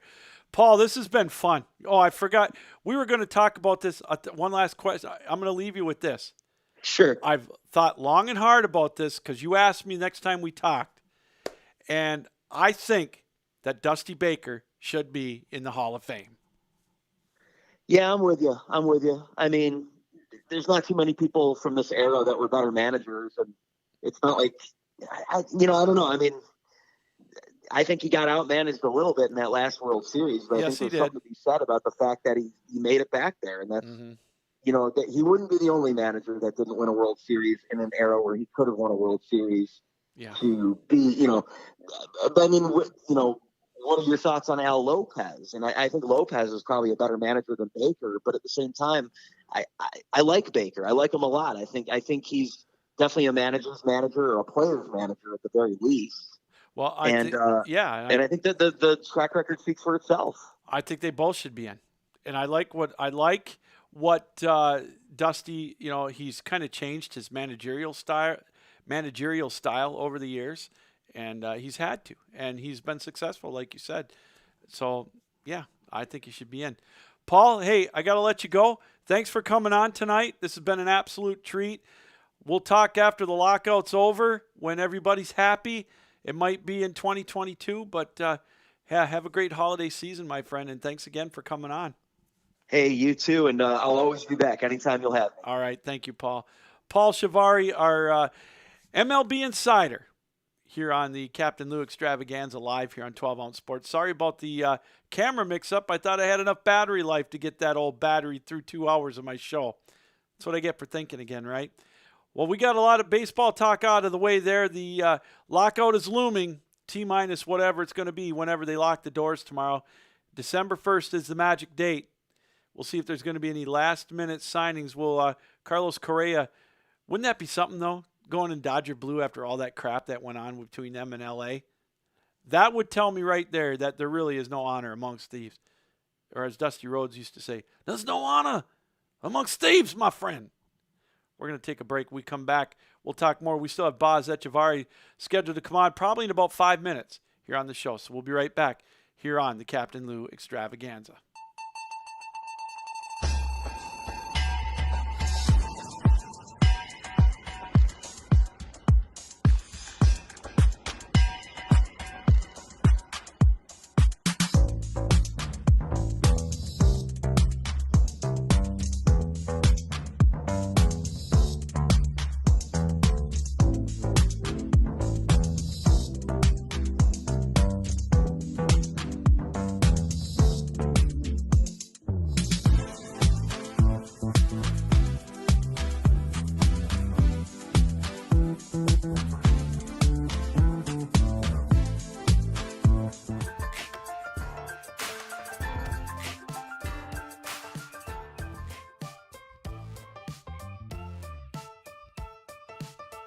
Ounce Sports has a new home for betting. BetUS.com is the official place to place your bets and support 12-ounce sports. All you have to do is go to BetUS.com and type in the promo code 120ZE and you'll instantly get a deposit bonus. This is America's favorite sports book. And remember, always gamble responsibly.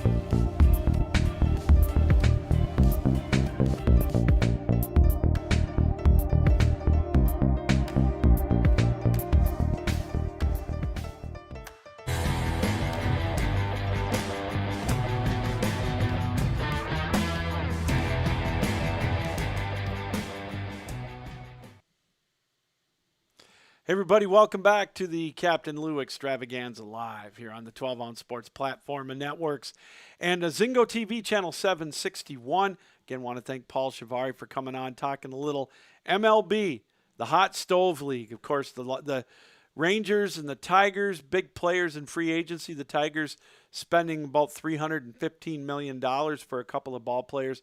Rodriguez, the starting pitcher, and of course today, the signing of Javier Baez, the shortstop from the Mets, and of course the Chicago Cubs, $140 million over 6 years, I believe. So some big things for them. Corey Seager going to the Rangers and Simeon as well. The Rangers spending $500 million for a couple of ball players. It's just, again, I don't want to sound like the get off my lawn kind of a person, but my goodness, $500 million for 2 ball players. And, I guess it's a 10-year deal. You see these 10-year contracts, and I God bless the players for getting them. You would think, like Paul mentioned, these position players that are getting 10-year contracts. Albert Pujols, Miguel Cabrera. I mean, he's a shell of his former self. He's barely getting to 3,000 hits. Great career with Detroit, but my goodness, I can harken back to Prince Fielder, that deal he signed with Detroit. They were able to load some of it off on Texas in that trade to get Ian Kinsler, but my goodness, you think some of these teams would balk at some of these long deals. Now, Correa's going to probably get 10 years. He's 26 years old. But the other thing, too, about Max Scherzer's contract, Javier Baez's contract, they can opt out after 2 years. So there's an opt-out there. So on paper and on the face of it, it looks like it's a big deal. Whereas they could opt out, renegotiate or whatever. So, that's something to keep in mind too. But I like the deal for Detroit. Like I said, I would have loved to have Carlos Correa in a Detroit Old English D. But, that's a lot of money. A lot of money. Well, let's get back to the Captain Lou Extravaganza guest line, and let's bring in an old friend of the show. We're going to go out west. to the city by the bay, and let's bring in Boz Echevarri. Boz, thanks for coming back on. How are you? I'm doing good, but I don't know if I'm doing as good as you and the True Blue out there. Oh, my God, I'm still on cloud nine, man. It's been a long time coming for my Wolverines to finally beat the evil Empire in that team down south. But, boy, what a game it was Saturday, man. It was I was driving with my dad, so I couldn't watch it live, but I was on the edge of my steering wheel. Let's just say that.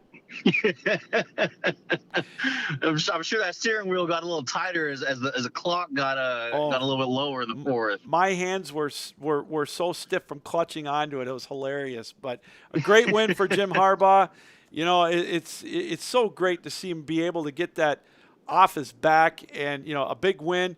I know that I like what you mentioned on Facebook a while earlier in the weekend, where he had such good success at Stanford and at San Francisco and San Diego. It's I know he's not nearly where he wants to be at Michigan, but it's good to see him taste a little bit of success. Oh, definitely. I mean, the guy's won everywhere he's at. He's rebuilt programs.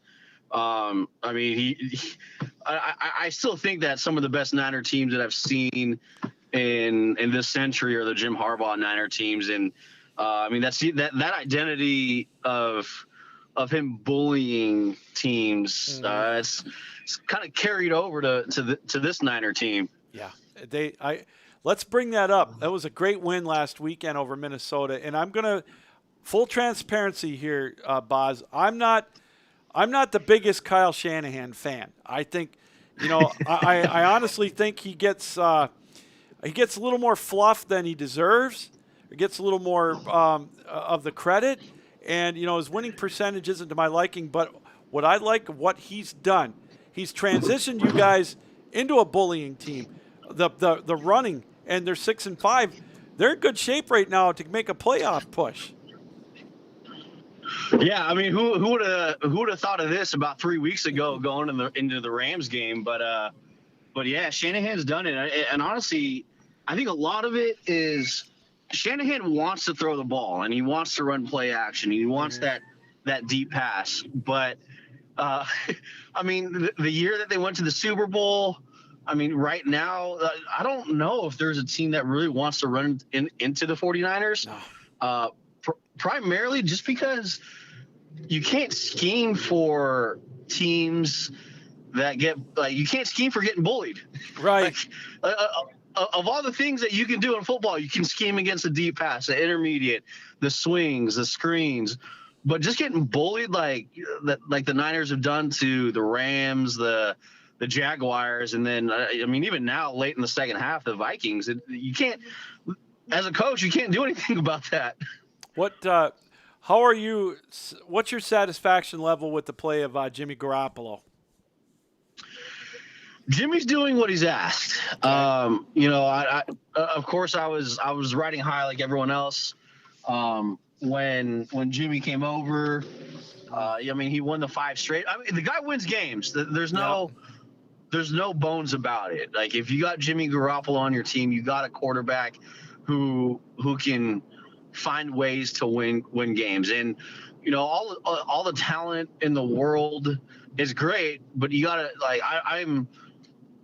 I'm such a locker room guy, and a locker room means so much to the success of a team, that when Jimmy's healthy and he's meeting with the guys, and he's in the huddle, he's talking to players on the sideline, he's a guy that can galvanize the troops, and that means a lot in a locker room. And while Jimmy doesn't have the fantasy points, I think he had going into last week, he had a couple of straight, I think it was 4 straight 100 quarterback rating games, which was the longest active streak. So, I mean, Jimmy gets the job done, and he does it at a level that's, it goes overlooked, because when you're setting your lineups on Sunday, you don't pick Jimmy as a quarterback. But, fantasy football and what you get done on the win-loss columns in the actual NFL are two different things. I'd take that at Ford Field any day right about now. Let me tell you. Speaking of that, how was your experience at Ford Field? Looked like you're having fun. Oh man, it was amazing. The only thing I missed was going to the Washington-Michigan game. I think that's the only experience I missed out on. Oh yeah, that's right. And that was a hell of a game. That game too. No, it's a fun place to go to a game. I don't think Ford Field, the area, it's revitalized there, and I don't think it gets as much credit as it deserves. But getting back to your 49ers, the defense is like you mentioned, they're starting to come around. You guys look like you're getting healthy, and it couldn't happen at a better time for you.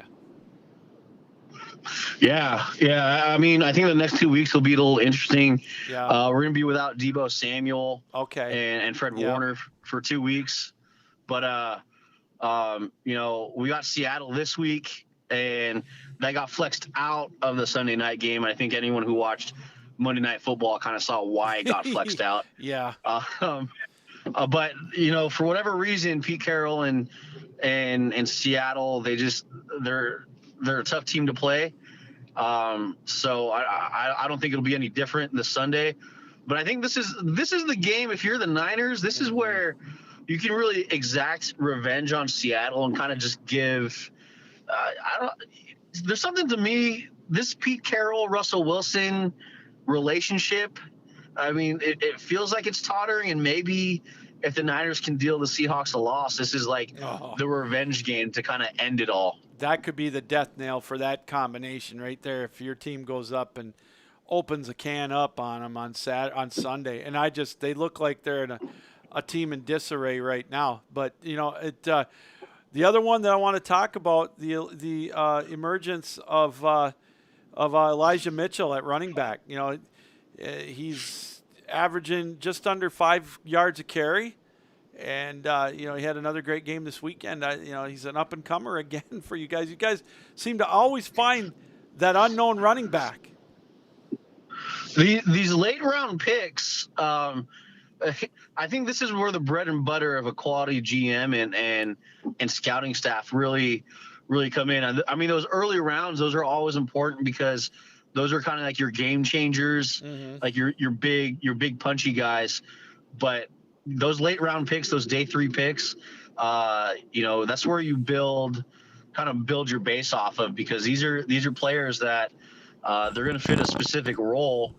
And I think if you look at the Rams team right now, they got so many superstars. They don't have a whole bunch of role players. No. And I think that's why we're seeing them struggle right now, is because you got to have guys that fit a specific role. You can't make everyone happy. And I think, with Elijah Mitchell being a 6th-round pick, I went back and actually watched kind of when the Niners drafted him.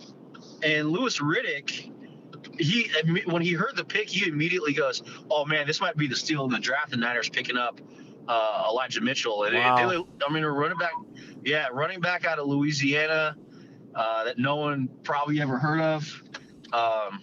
He's making John Litch and that Stanford degree kind of look real good right now.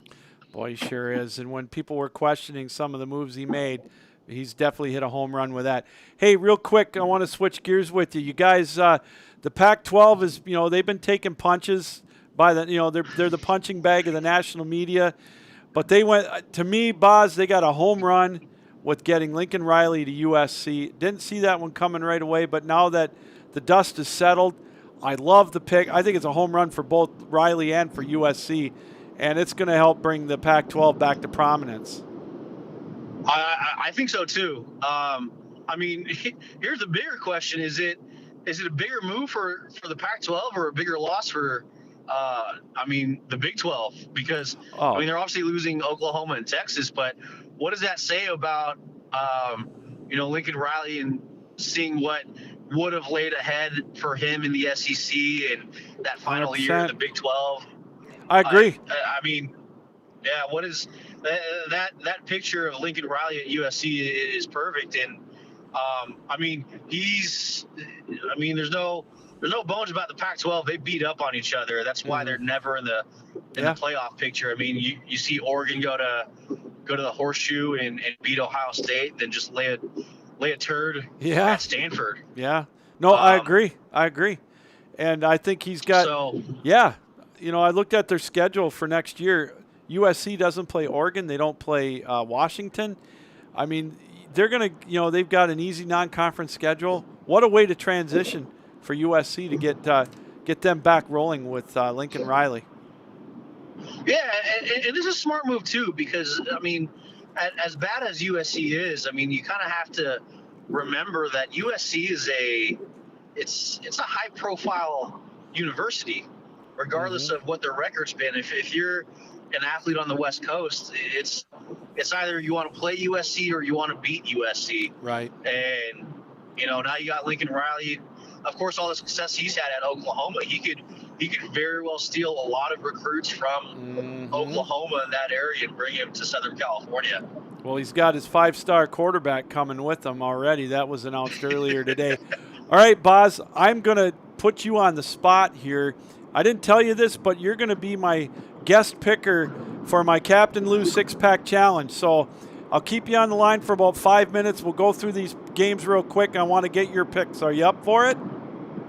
Yeah, let's do it. All right. I've got 3 games for college and 3 pro against the spread. How it works is, for my listeners and my viewers, they have to pick these games too. And if they pick them better than I do, they're in the drawing at the end of the year for a $100 gift card to Fanatics and a $100 Visa gift card. So I'm going to put your name down too. You're in the running as well.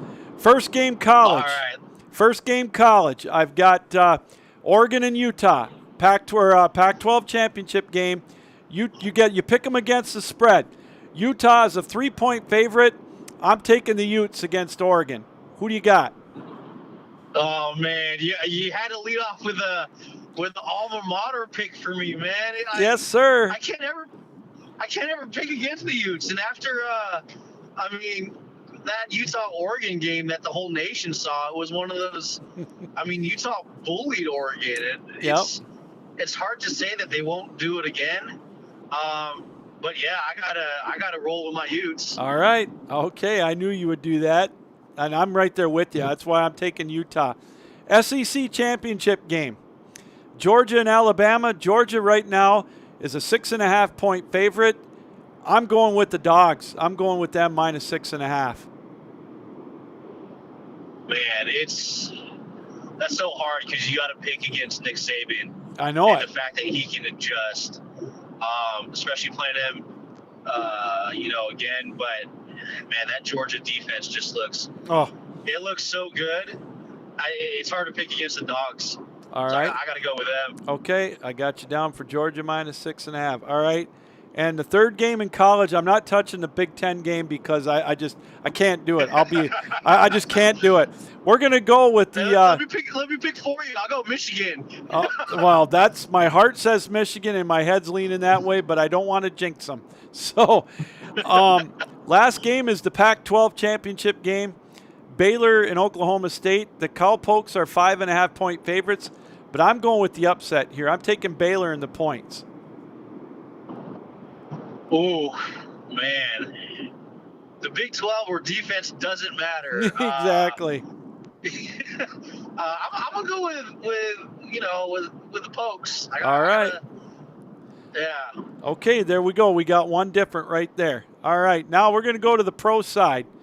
And I'm going to start off Tampa Bay at Atlanta. It's hard for me to lay a lot of points. The spread's 11. Tampa Bay is an 11-point favorite. So I'm going with the Falcons, and I'm taking the 11 points. Oh, wow. In the NFL, 11 points is saying a lot. It is. Like, that is – oh, man. And, this is interesting just because Tom Brady and the way he rolled in, like, this is kind of Tom Brady shine time and galvanizing the troops. And I'm going to go on the other side and roll with Tampa Bay. All right, Tampa Bay minus 11. You're in for that. I'm going to Motown. Minnesota's traveling to Detroit. I don't have the same gut punch feeling, with Detroit because they're not going anywhere. But that being said, they're a 7-point underdog at home against the Vikes.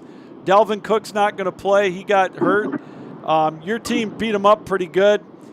I'm going with Detroit taking the 7.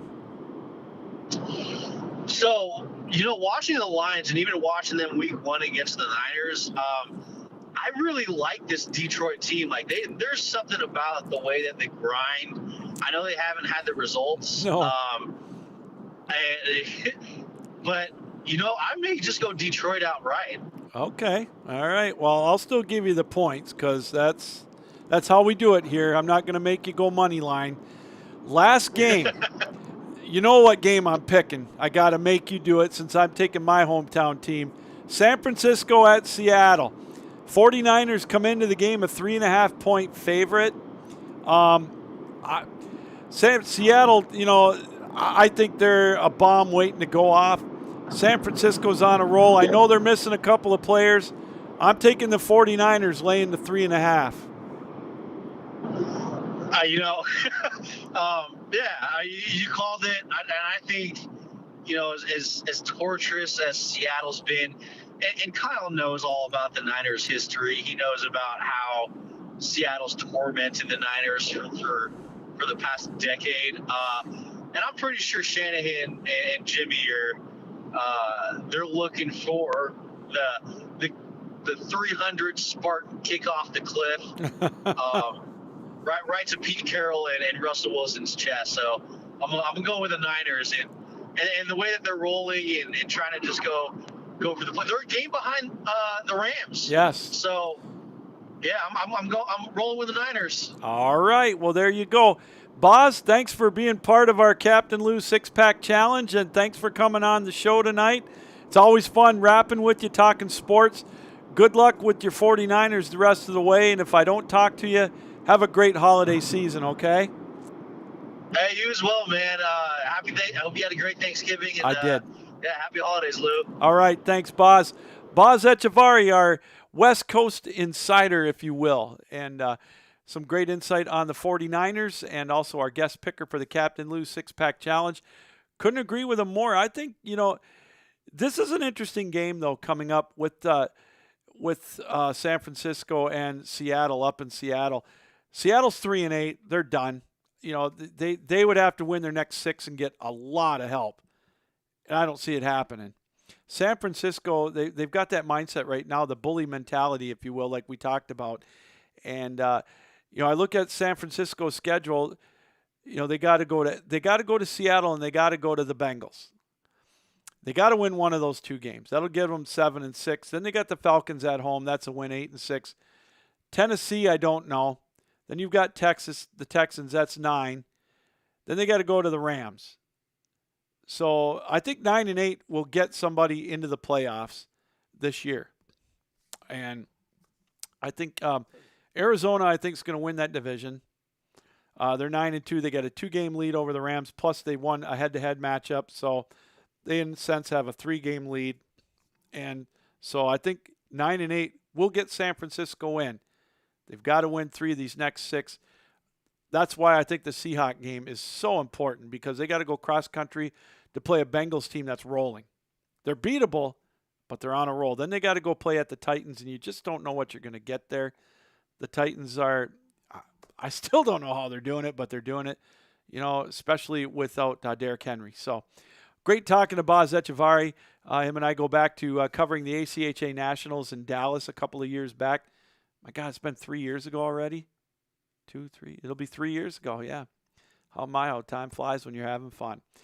Well, we want to thank him for taking his time out. So, again, getting back to the Captain Lou 6-Pack Challenge, let's put those picks back up. How it works is you have to pick these games against the spread like I did. I'm going to post this on my Facebook page tomorrow, along with my Twitter page, which is @TheRealCaptainLou.